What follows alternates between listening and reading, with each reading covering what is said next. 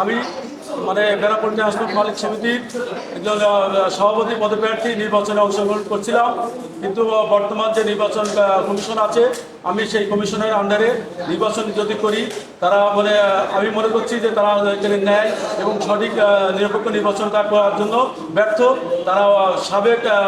কার্যকরী পরিষদের যে কমিটি ছিল তাদের কথাই মানে সমস্ত মানে ম্যানেজ করছে, এবং আমি ইতিমধ্যে আমার একজন সম্মানিত সদস্য মানে মানে এইসব অনিয়মের জন্য তারা হলো কোর্টের কাছে মানে মহামান্য কোর্টে মানে আশ্রয় করে মানে সেখান থেকে মানে বিজ্ঞ আদালত মানে এই নির্বাচন সাময়িকভাবে স্থগিত করে। তা আমি মাননীয় মহামান্য কোর্টের আদেশ মান্য করে আমি একজন